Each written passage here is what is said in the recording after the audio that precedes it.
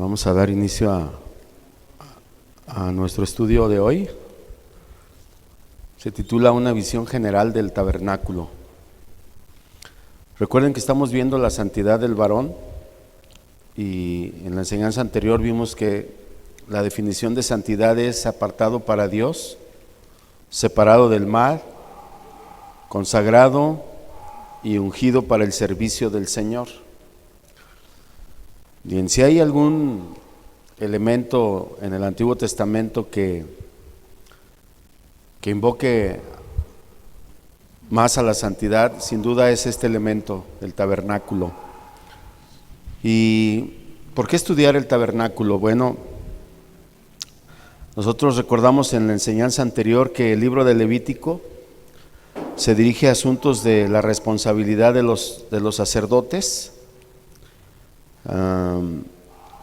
para ser instruidos en asistir al pueblo en la adoración, sobre todo en la adoración. ¿Y por qué se escribió el libro de Levítico? Comentábamos también en la enseñanza anterior, porque hasta antes de que Moisés escribiera el Pentateuco, todo lo que se hacía, todo lo que hacía el pueblo de Dios era de forma oral. No había nada escrito, no había leyes, entonces todo era a través de la tradición oral, ¿sí? Entonces, hasta antes del Levítico, Israel no tenía conocimiento de cómo adorar al Señor, a Dios, y lo hacía a través de la tradición por los patriarcas en forma oral, y aún la revelación del Pentateuco no había sido dada a Moisés, como les decía. Entonces hay que recordar que el pueblo de Dios estuvo 430 años esclavo en Egipto, 11 generaciones que definitivamente no tuvieron un contacto directo con el Señor. Entonces, ¿por qué es entonces importante estudiar el Pentateuco? Bueno, vamos a ver lo que significa verdaderamente el Pentateuco. Y lo vamos a hacer a través de un recorrido muy general. No vamos a ver los elementos que lo componen, los 7 elementos como es el altar de bronce, el ábacro, el candelero, la mesa de los panes de la proposición, el altar del incienso, ni el arca del pacto, ni tampoco el propiciatorio. Lo vamos a ver en su conjunto general y después vamos a ir estudiando cada uno de los elementos y su significado que tiene con respecto al Señor. Todo esto era figura y sombra, o es figura y sombra de lo que ha de venir en el tabernáculo celestial, que es a lo que nos apunta el tabernáculo. Bueno, vamos a orar para entrar rápidamente en el estudio, y yo creo que es muy interesante. Vamos a ver 7 aspectos respecto al tabernáculo. Vamos a orar. Padre, te damos muchas gracias, Señor. Te bendecimos, Padre, y te adoramos. Nos ponemos a tus pies, Señor. Si hay algo, Señor, de lo que tenemos que pedirte perdón, te pedimos perdón en este momento, Señor, por lo que sea que te haya ofendido durante todo este tiempo.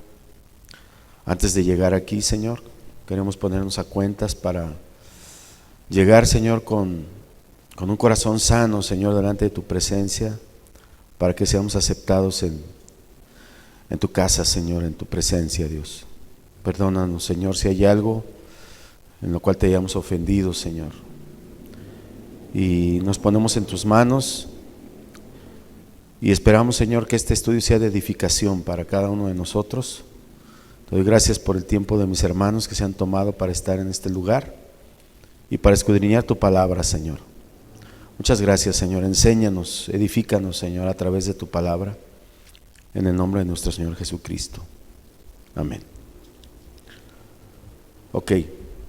El verdadero significado del tabernáculo solamente puede ser entendido a la luz de la obra de nuestro Señor Jesucristo.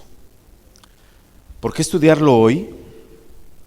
Porque Este santuario terrenal, les decía, es figura del verdadero, del tabernáculo original, que es el cielo. Y lo primero que tenemos que ver es que el tabernáculo es un diseño divino.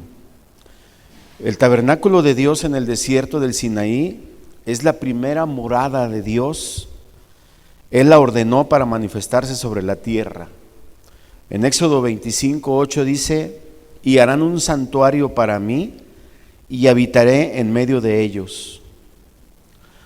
Durante los 40 días que Moisés estuvo en la montaña santa, no solo recibió solamente las tablas de la ley o los mandamientos, sino también recibió la instrucciones divinas para este edificio único, porque todo es diseño divino, nada queda a la imaginación de los artesanos, ni siquiera a la imaginación de Moisés el patriarca o de Aarón el sumo sacerdote.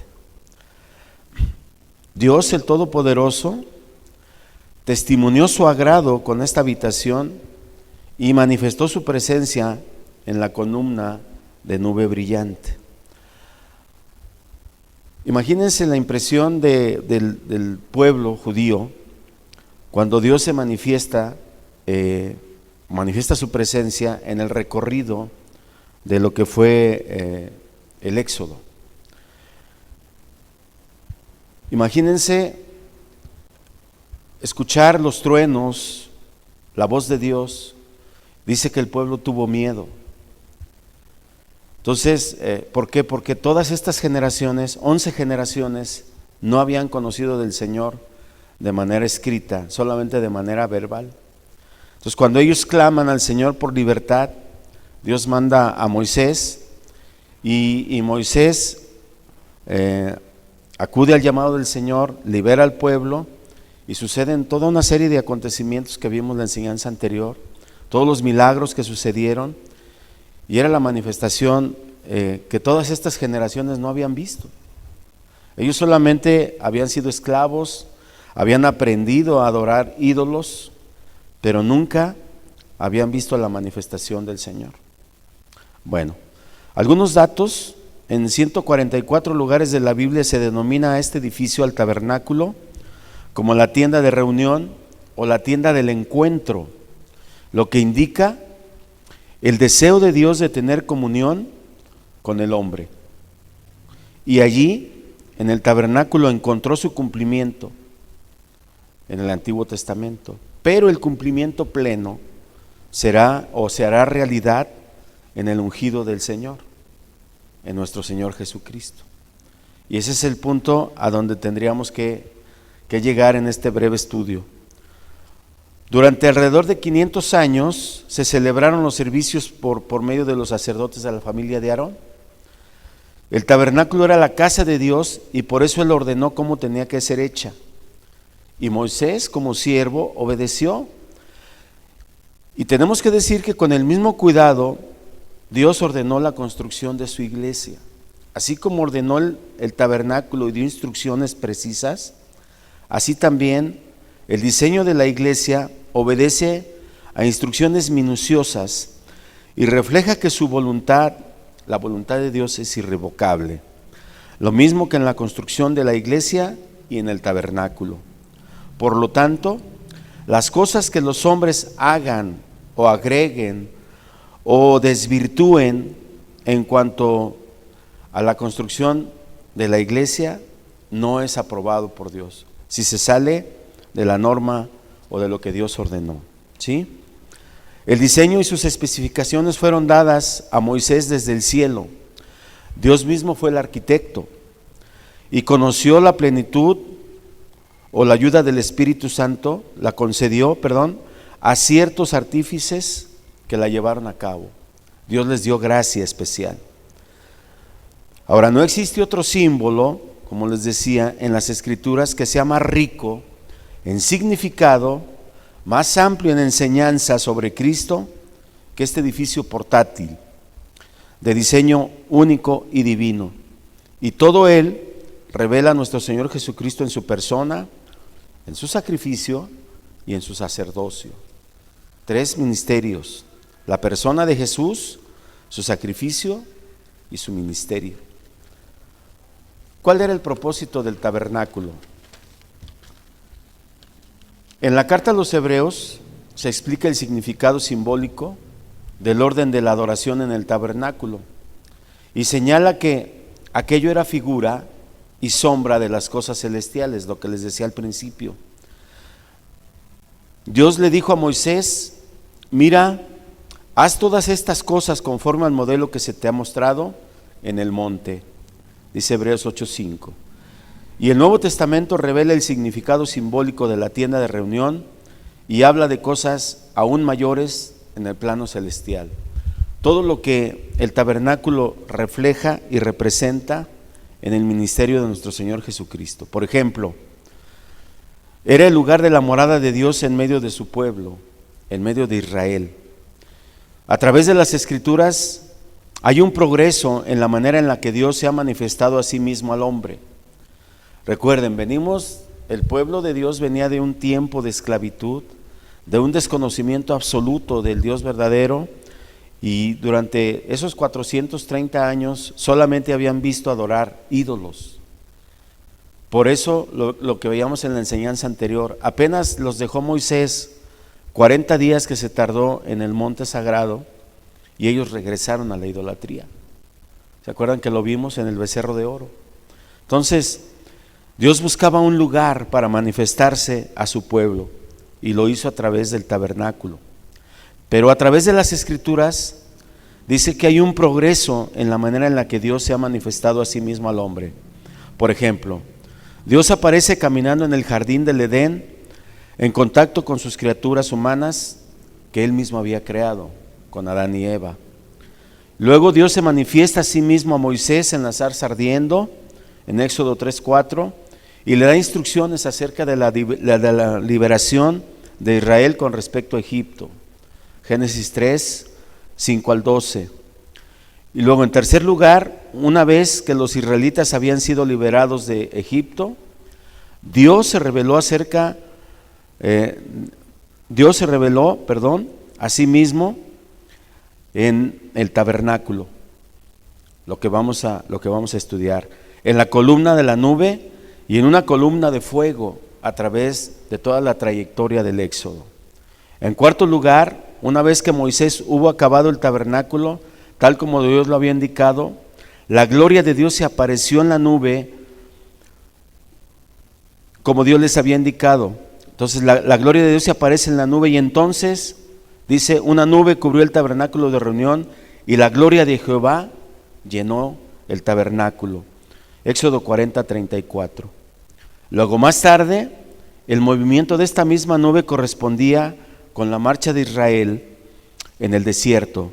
Dios hablaba con Moisés desde la misma nube. ¿Sí?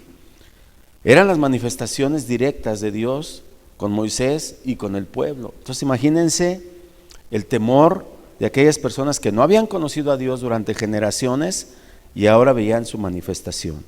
Ahora, en quinto lugar, Dios se reveló a sí mismo en el templo construido por Salomón. Cuando el templo fue dedicado, se lee lo siguiente: cuando Salomón acabó de orar, descendió fuego de los cielos y consumió el holocausto y las víctimas, y la gloria de Jehová llenó la casa.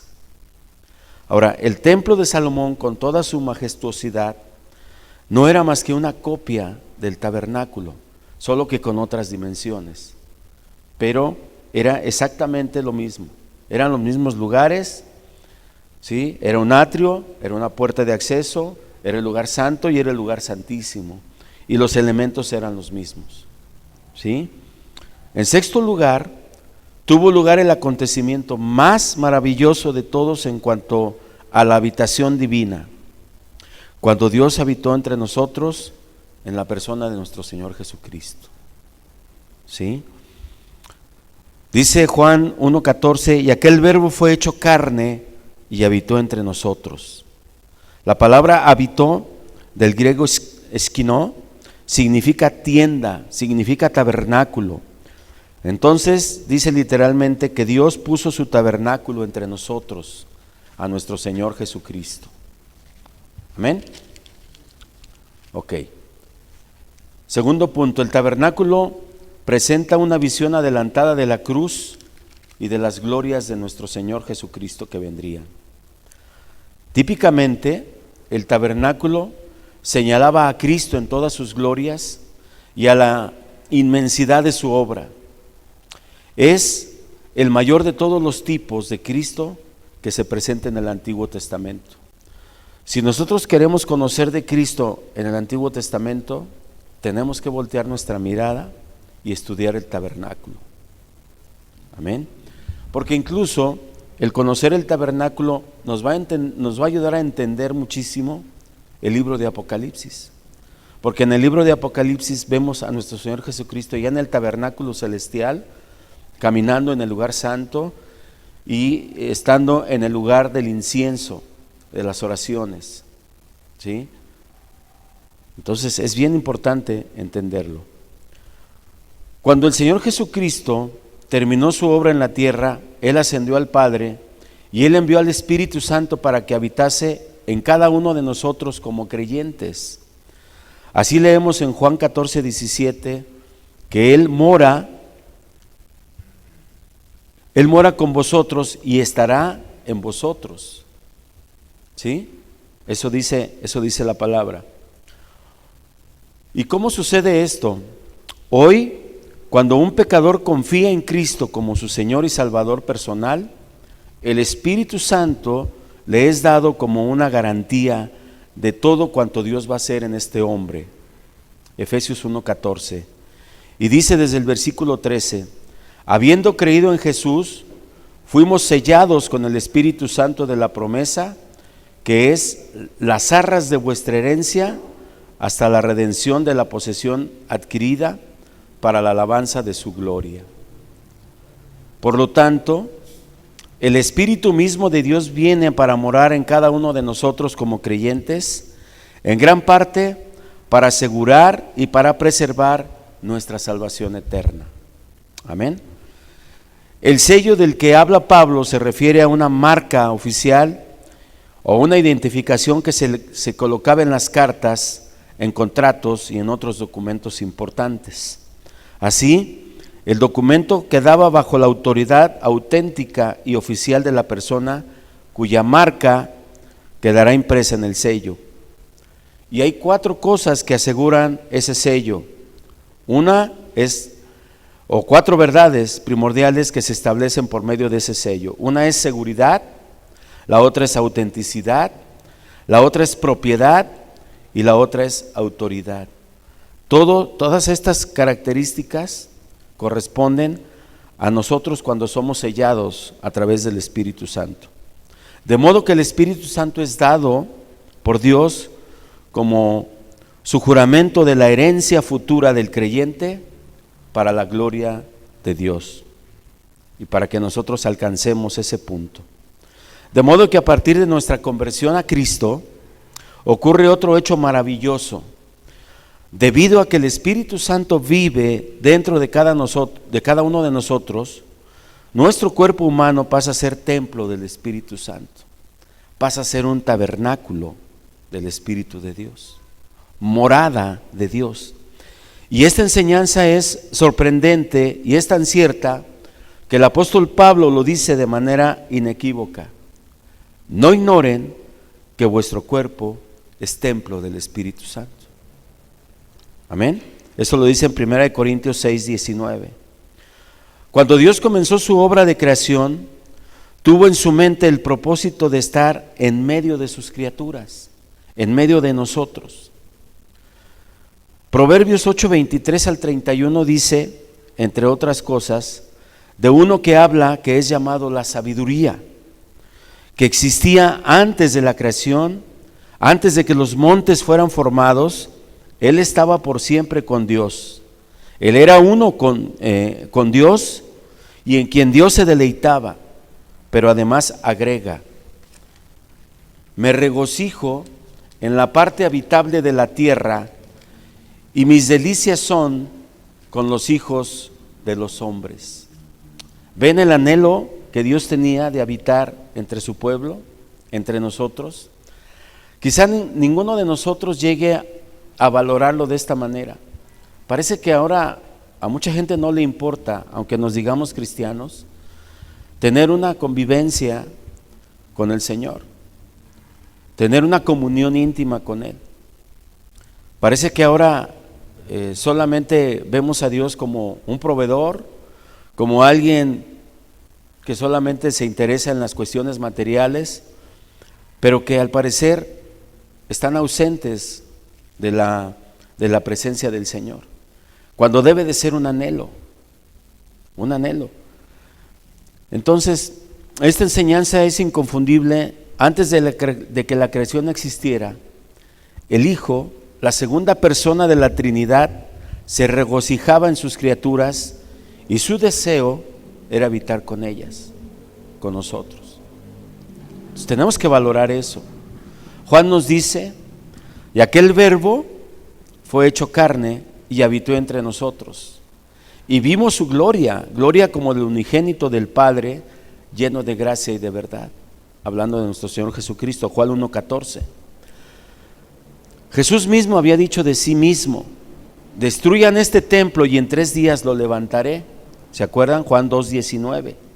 Destruid este templo y en 3 días lo levantaré. Obviamente, Él no estaba hablando del templo de Jerusalén, estaba hablando de sí mismo, ¿sí? Y de su resurrección.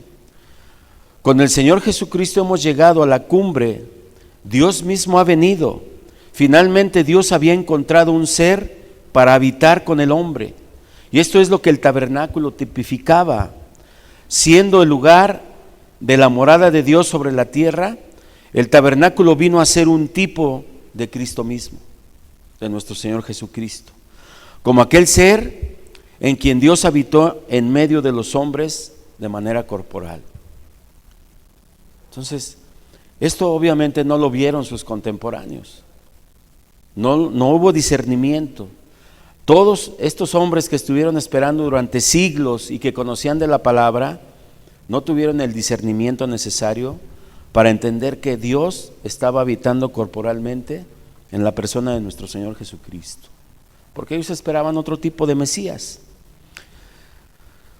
Bueno, el tabernáculo presenta además a Cristo en otros sentidos.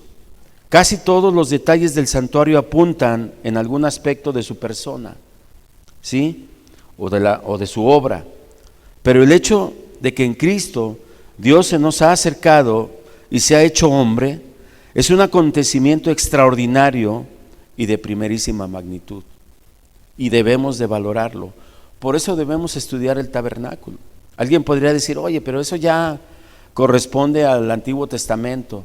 Sí, pero hoy quizá muchos de nosotros, quizá muchas iglesias están tan alejadas de Dios como lo estuvieron aquellas generaciones que nunca lo conocieron, como aquellos que vagaron en el desierto y que tuvieron que ver su manifestación. Amén. Entonces el tabernáculo era una figura anticipada de Cristo, del Cristo de Dios y de su agrado por habitar en medio de un pueblo redimido, de un pueblo que lo busca. Presenta en figura una visión anticipada de la cruz de nuestro Señor Jesucristo, pero también al Señor en su gloria, y anticipa el hecho no menos glorioso de que por el velo de su carne podemos entrar al lugar santísimo. Una vez que se rasgó el velo de arriba abajo, el libro de los Hechos lo relata, y el libro de los Hebreos dice que ahora podemos entrar confiadamente al lugar santísimo. Ya no hay más sacrificios que hacer, bastó uno, que fue el de nuestro Señor Jesucristo. Entonces, ahora tenemos acceso pleno al trono de la gracia y a Dios mismo. Podemos entrar a su presencia. En la carta a los Efesios, Pablo habla también del misterio de Cristo, que es la iglesia, formada por todos aquellos que hemos sido redimidos y que hemos sido sellados por el Espíritu Santo. Por eso Pablo decía: ¿pueden entender cuál sea mi conocimiento en el misterio de Cristo? Ahora lo pueden entender cuando una vez que él explicaba.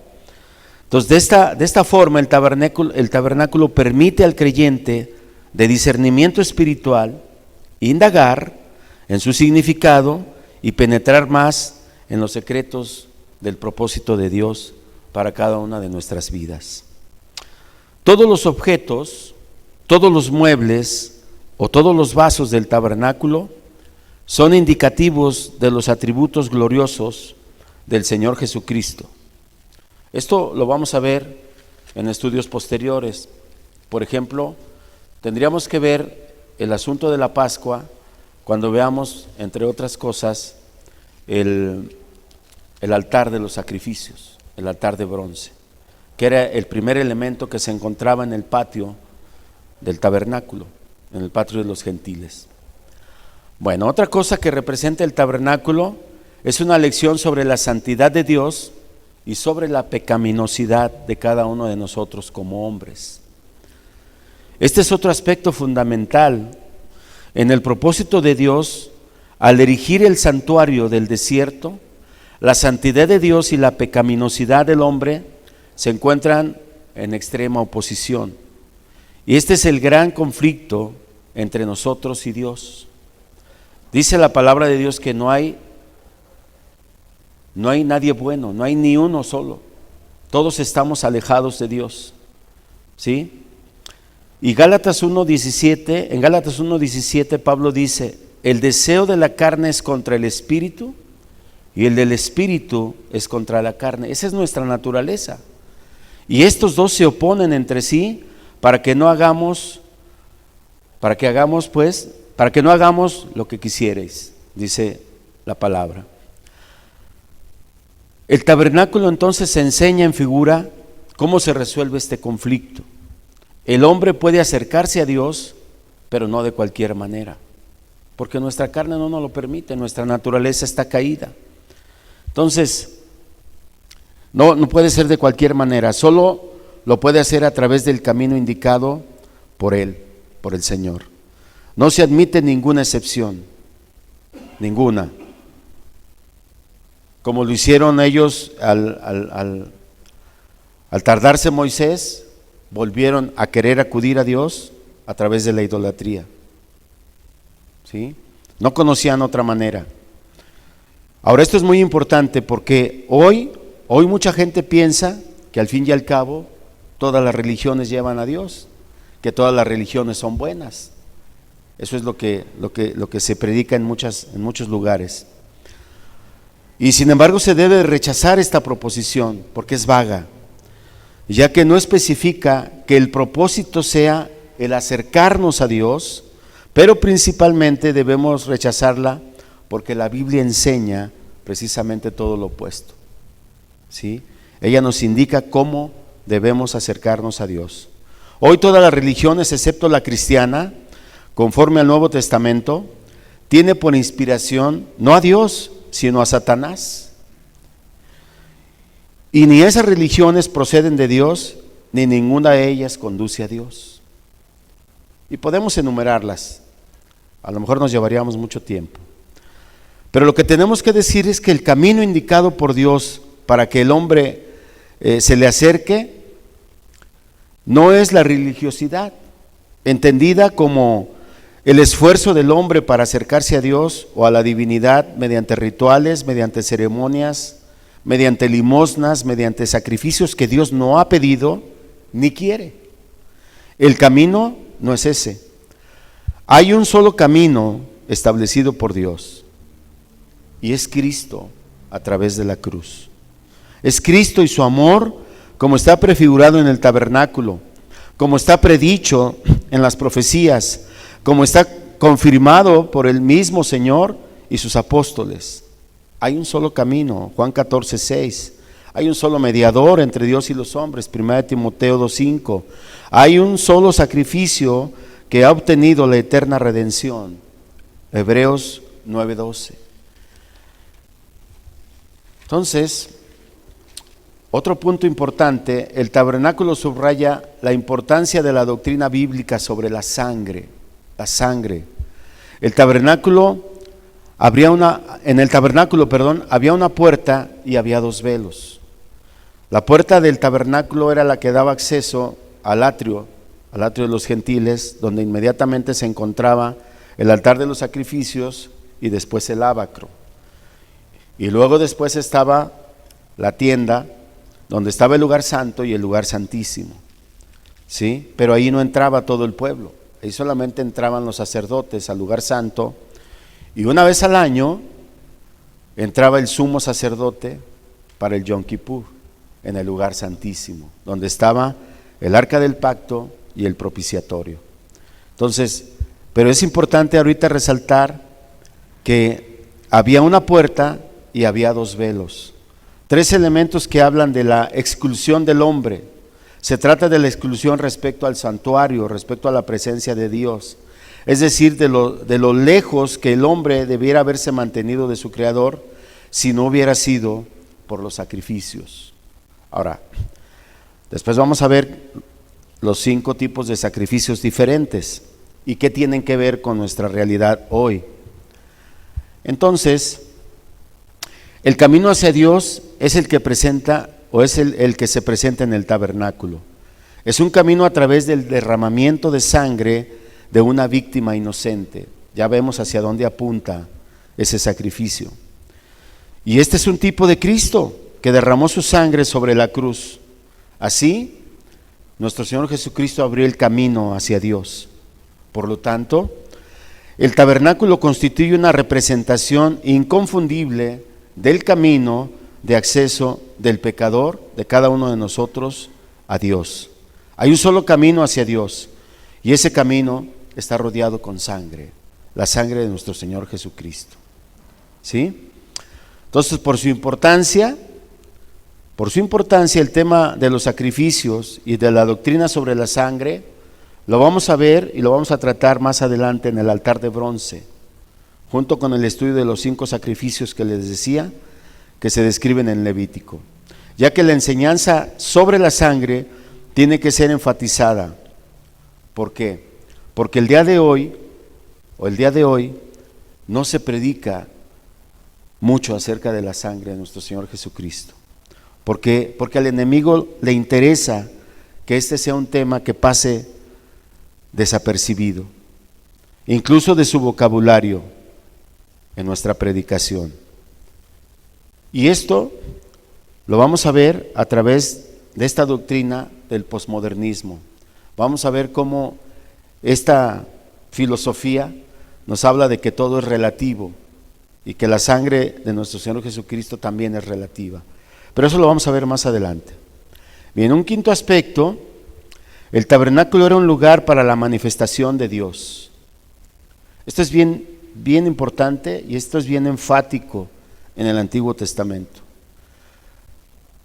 Quiero hacer énfasis en lo que les decía en la enseñanza anterior. Durante los 430 años que el pueblo estuvo esclavo en Egipto, no vieron la manifestación de Dios. Aunque clamaron a Dios por libertad de la esclavitud, Dios se manifestó hasta que se llevaron a cabo las plagas en Egipto.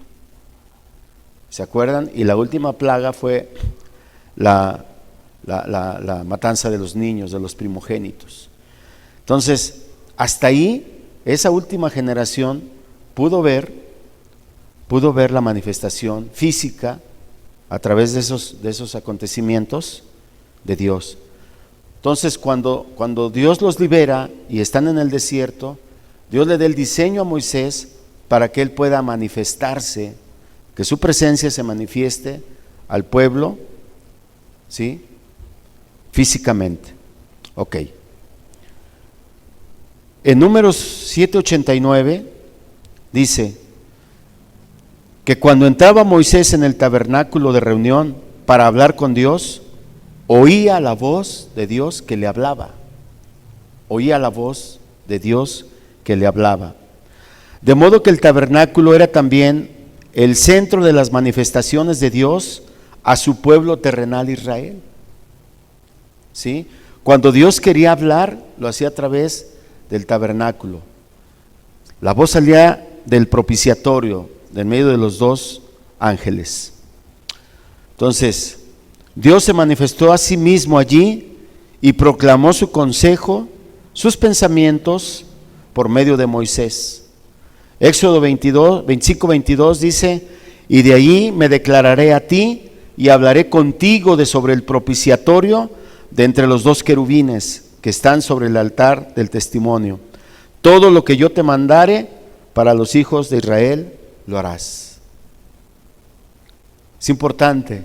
Dios hablaba a Moisés, Moisés escuchaba, la voz de Dios salía de en medio del propiciatorio, ¿sí?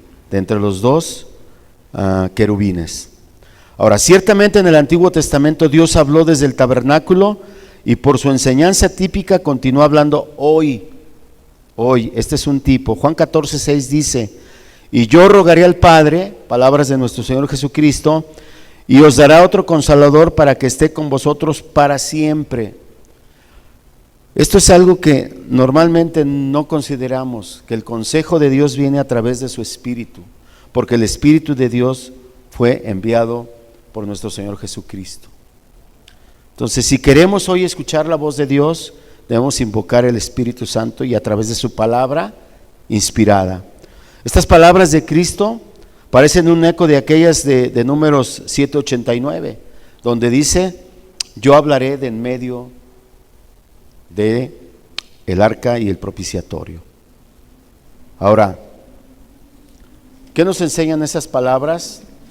Que nosotros como creyentes que amamos al Señor, y porque lo amamos, obedecemos su palabra, porque sabemos que la palabra de la palabra procede de Dios, ¿sí?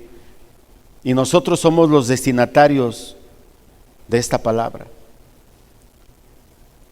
O sea, si entendiéramos eso, yo creo que haríamos un poquito más de caso, ¿no?, a las cosas que Dios nos habla.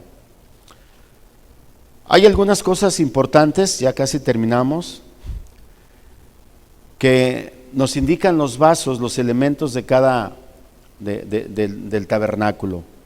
Por ejemplo, en los vasos sagrados del tabernáculo encontramos 3 que hablan de la manifestación de Dios y otros 3 que hablan del acercamiento a Dios.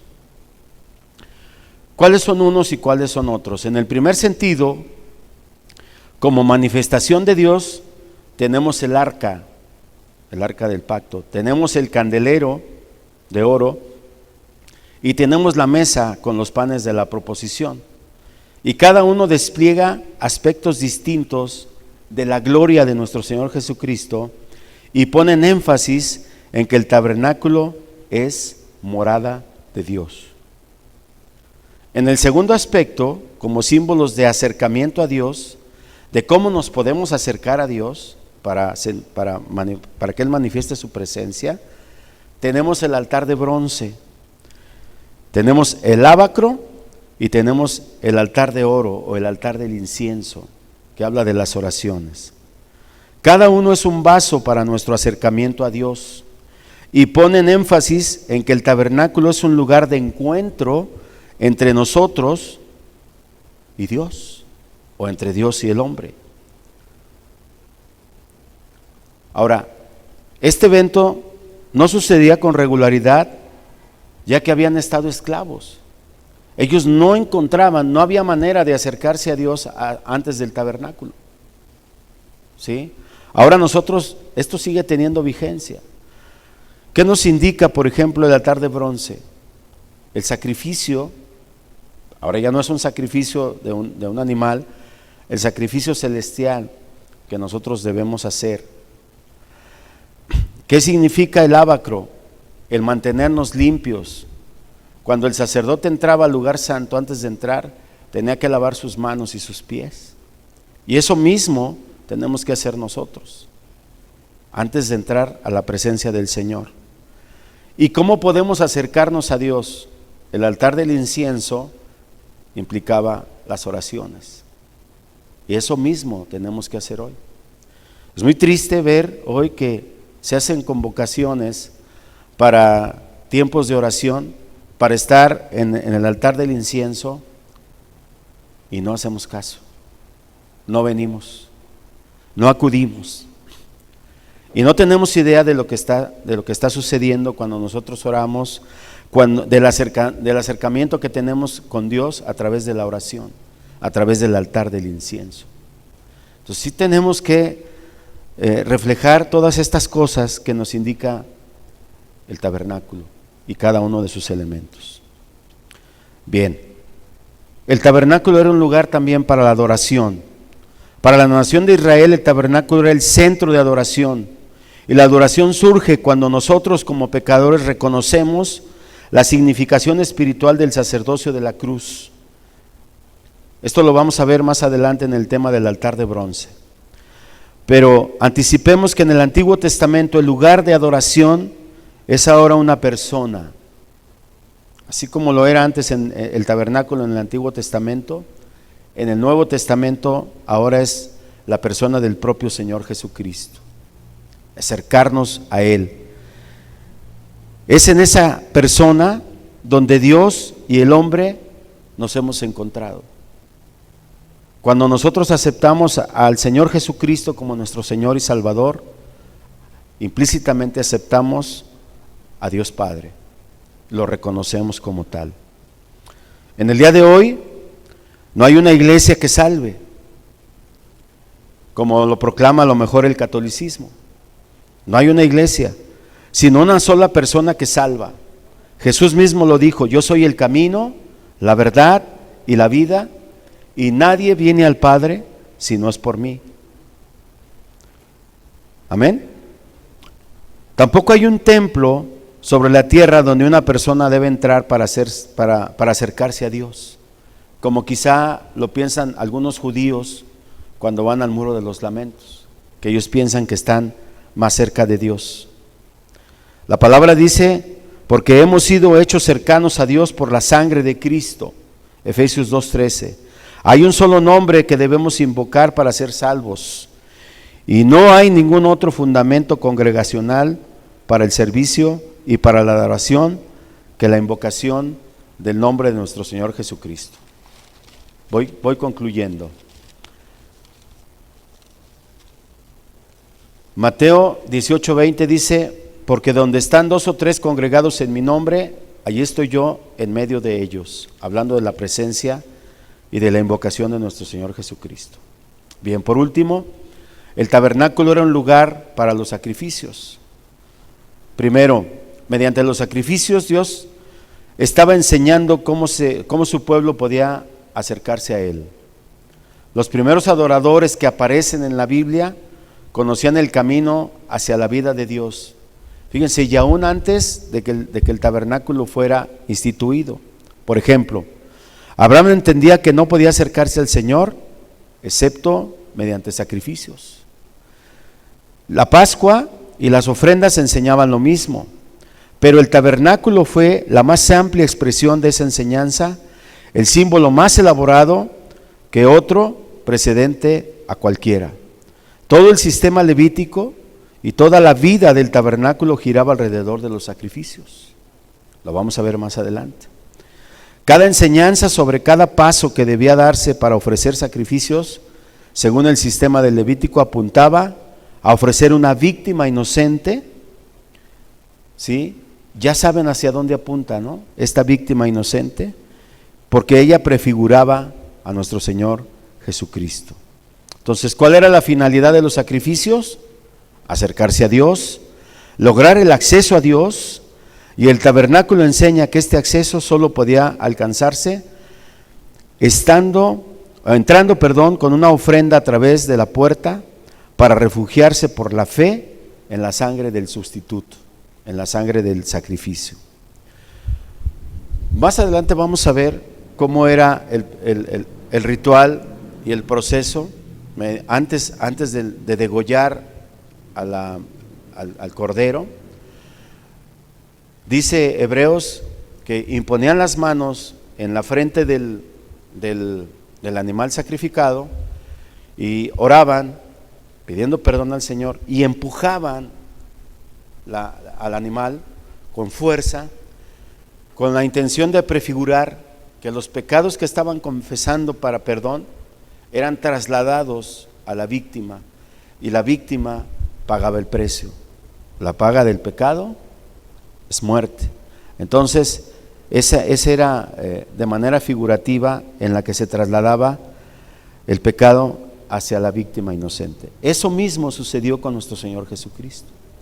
Es la Biblia que Él tomó en sí mismo nuestros pecados y los llevó a la cruz.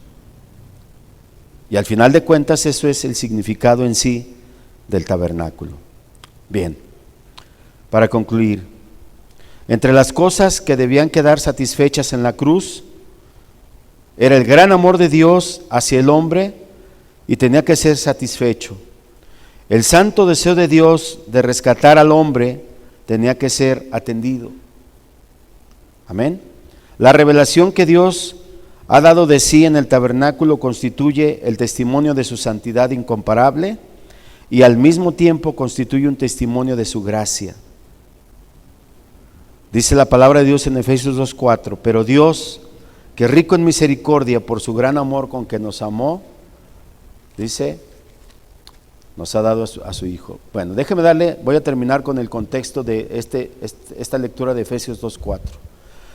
Si leemos y si lo vemos desde el 2:13, 2 del 1 al 3, cuando describe que Dios nos dio vida estando muertos en nuestros delitos y pecados, en los que anduvimos en otro tiempo siguiendo la corriente de este mundo, conforme al príncipe de la potestad del aire, es decir, Satanás, es decir, el espíritu que gobierna en los hijos de desobediencia, entre los que nosotros vivimos en otro tiempo en los deseos de nuestra carne, y éramos por naturaleza hijos de ira, como los del mundo, como los que no conocían a Dios.